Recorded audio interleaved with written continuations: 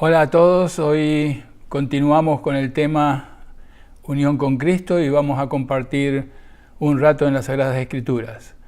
En el día de hoy vamos a hablar de la figura o la metáfora de la vid verdadera y nuestro pasaje de referencia va a ser el Evangelio de Juan, capítulo 15, desde el versículo 1 hasta el versículo 8.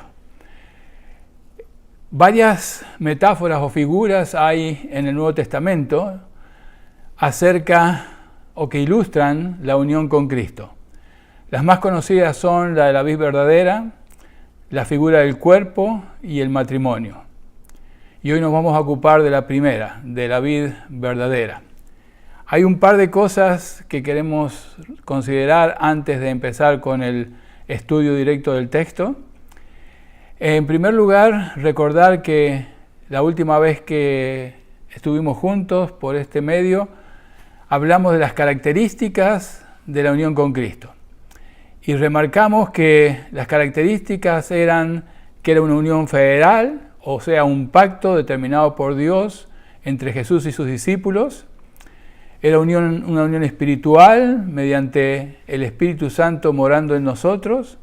Era una unión personal entre Cristo y cada discípulo. Era una unión vital, porque es una unión basada en una nueva vida. Nuestra vida antigua no puede estar unida a Cristo porque es una vida cargada de pecado y pecados sin haber sido perdonados. Y finalmente una unión indisoluble que no puede ser destruida por ninguna razón ni por ninguna persona. El segundo hecho importante que queremos resaltar es que este pasaje de Juan 15 está en el mismo centro del discurso del Señor o de las enseñanzas del Señor en el aposento alto. Y es importante que tengamos alguna idea del ambiente que se vivía en esa reunión tan importante, la última reunión del Señor con sus discípulos antes de sufrir en la cruz del Calvario y pagar por nuestros pecados. De allí fueron a Getsemaní y en Getsemaní el Señor fue arrestado y al día siguiente alrededor del mediodía fue colgado en la cruz para pagar por nuestros pecados. En el capítulo 13 uno encuentra a los discípulos perplejos y asustados. No es para menos, el Señor está haciendo la tarea que le correspondía al siervo de la casa, que es lavar los pies de los que estaban a la mesa. Aparte de eso, el Señor anuncia que hay entre ellos un traidor, que es Judas, y también alguien que le va a negar, que es Pedro. Después de semejante situación, el Señor intenta reconstruir su fe y su esperanza y su confianza en su persona. Y en Juan capítulo 14:1 dice: no se turbe vuestro corazón, creéis en Dios, creed también en mí. El Señor era el Hijo de Dios aquí sobre la tierra. Y en el versículo siguiente dice: voy pues a preparar lugar para vosotros. Y en el versículo 6 dice: yo soy el camino, la verdad y la vida, nadie viene al Padre sino por mí. Si ustedes se dan cuenta, son todas afirmaciones que tienen que ver con quién era el Señor Jesucristo como Hijo de Dios y también animarlos frente a los momentos que se acercaban. En la última parte del capítulo 14, el Señor promete la venida del Espíritu Santo, del Consolador, que vendría a este mundo para animarlos y para enseñarles a los discípulos todas las cosas que eran necesarias. Estos momentos son críticos en el mensaje del Señor en el aposento alto y vamos a mirar, como dijimos, Juan 15, 1 al 8, pero ustedes pueden mirar el resto del capítulo que tiene también bastantes detalles interesantes respecto de la unión con Cristo. Las palabras claves en este pasaje son vid, labrador, pámpano, poda, frutos, permanencia y discípulos. Estas son las palabras que se mezclan en esta metáfora tan interesante. El versículo primero del capítulo 15 dice: yo soy la vid verdadera y mi Padre es el labrador. Se introduce el Señor a sí mismo como la vid verdadera y a su Padre como el labrador. Y quizás la pregunta más importante respecto a este versículo es qué quería decir el Señor con la vid verdadera? Y la respuesta es que el Antiguo Testamento muestra a Israel muchas veces o como una vid o como una viña, pero sabemos cuál era la vida de Israel y cómo Israel se comportaba. Y para que ustedes tengan una idea, hay versículos en Ezequiel, en Jeremías, en Isaías, en los Salmos, que hablan de Israel como una vid o como una viña, pero solamente para darles alguna idea de estos versículos, Jeremías en el capítulo 2 y versículo 21 dice: «Te planté de vid escogida, simiente verdadera toda ella, ¿cómo pues te me has vuelto sarmiento de vid extraña?» Isaías en el capítulo 5 y el versículo 2 dice: «La había cercado y despedregado y plantado de vides escogidas, había edificado en medio de ella una torre y hecho también en ella un lagar, y esperaba que diese uvas, y dio uvas silvestres». Estos dos pasajes hablan de una vid o una viña favorecida, y sin embargo hablan de una vid que ha sido corrompida y que se ha vuelto vulgar. Esto marca la gran diferencia entre el Señor y el pueblo de Israel. El pueblo de Israel había sido identificado con una vid o una viña, pero el Señor tiene que decir: «Yo soy la vid verdadera», haciendo la gran diferencia. Y finalmente agrega que su padre es el labrador, que tiene un papel bien importante, como vamos a ver en este pasaje. Si pasamos ahora al versículo 2, el versículo 2 dice, estoy leyendo desde la Reina Valera: «Todo pámpano que en mí no lleva fruto, lo quitará, y todo aquel que lleva fruto lo limpiará para que lleve más fruto». Y la primera cosa que el Señor hace al empezar a armar esta metáfora es establecer la función de los pámpanos. Y la función de los pámpanos es llevar fruto. La función de los pámpanos es que estén cargados de fruto como Dios quiere y como vamos a ver, mucho fruto. Esto implica dos destinos posibles para los pámpanos, y solamente dos. El primero es el destino negativo. Todo pámpano que en mí no lleva fruto, todo pámpano que no cumple su función, entonces será quitado y cortado. Dice explícitamente: «lo quitará», lo cual significa que no es algo que el Señor hace, sino que hace algo que el labrador hace. El labrador, el padre, es el que quita todo sarmiento que no lleve fruto. Y esto tiene implicaciones importantes respecto de la salvación, pero no es nuestro tema.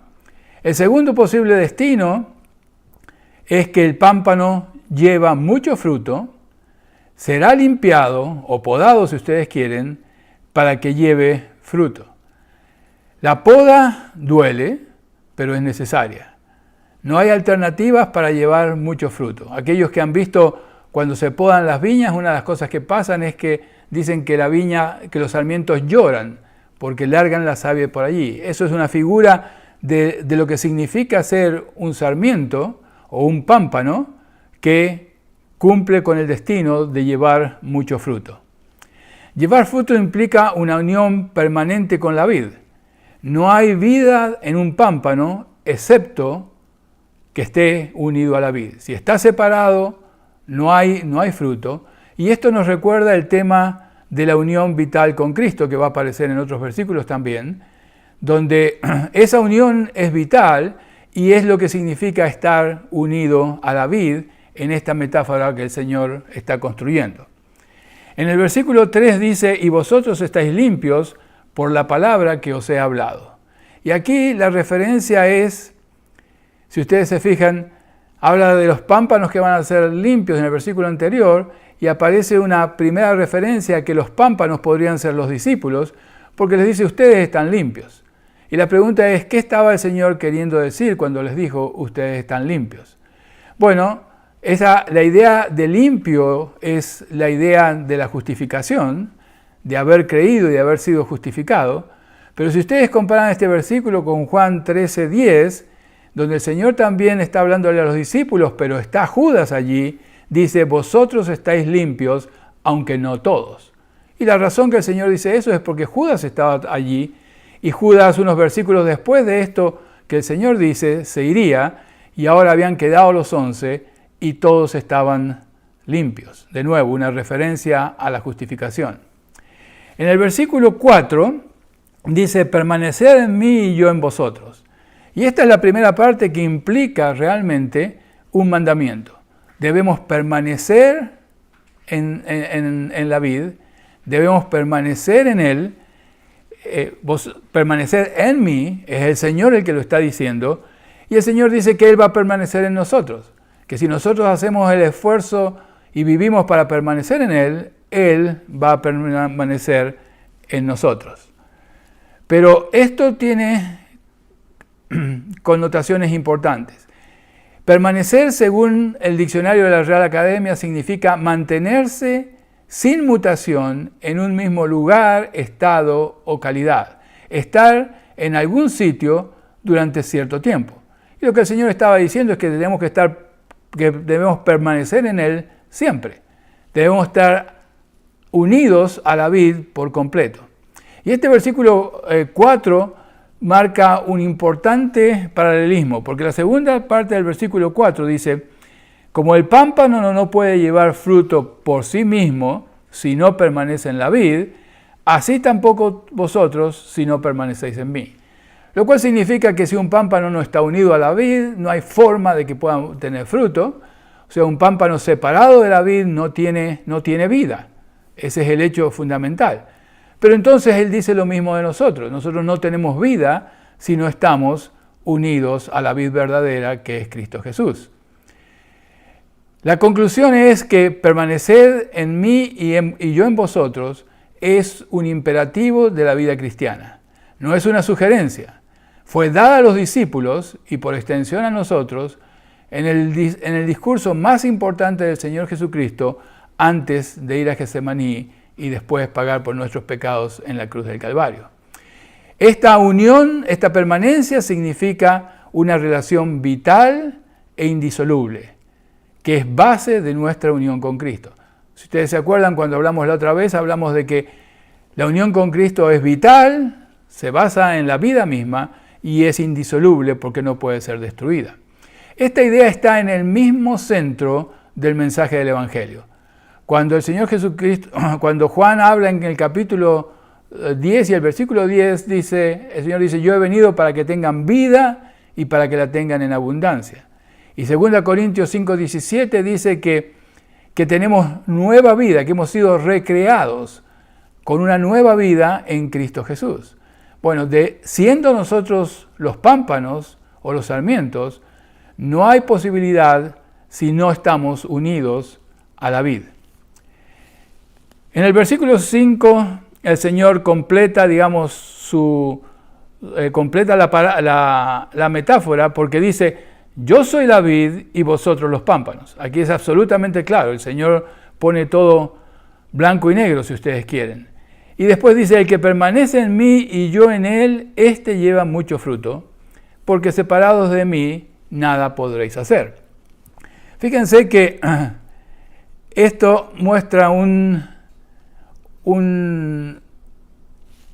hecho sumamente importante. El que permanece en mí y yo en él lleva mucho fruto. Lleva mucho fruto, no alguno, no poco, mucho fruto. Y fíjense que es una promesa condicional. Si realmente estamos en él, llevamos mucho fruto.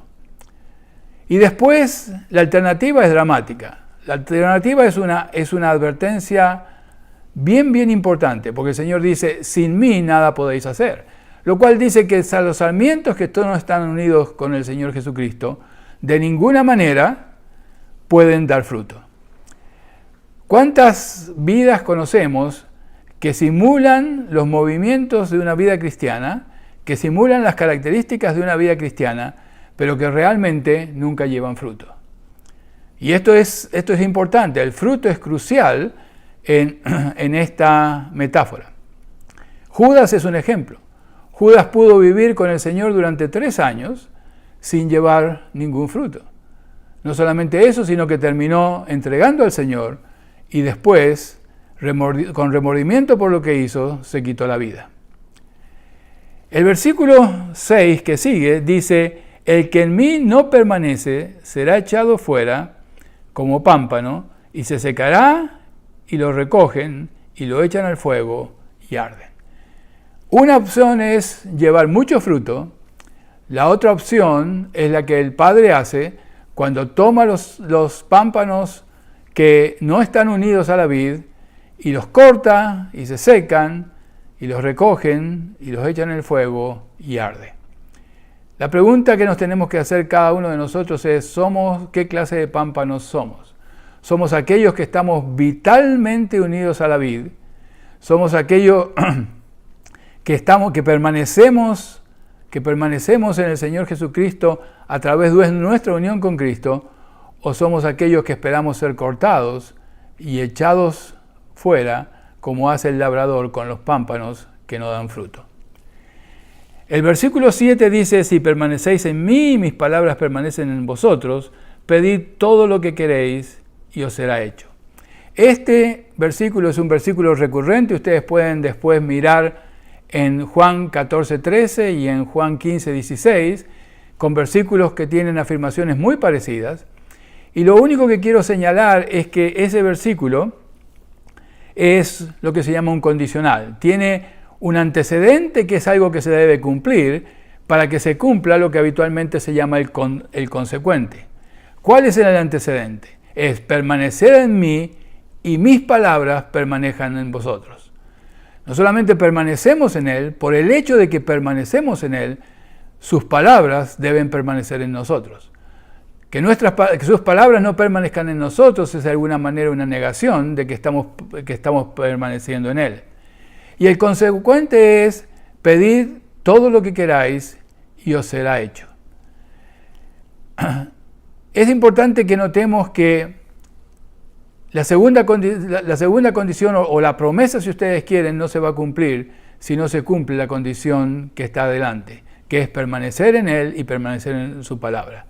Estas dos condiciones, permanecer en Él y permanecer en su palabra, lo que hacen es establecer un profundo estado de identificación con el Señor Jesucristo.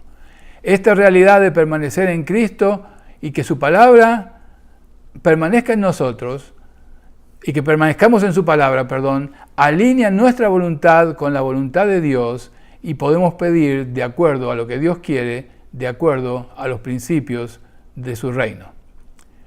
El versículo 8 establece 3 ideas que son importantes considerar.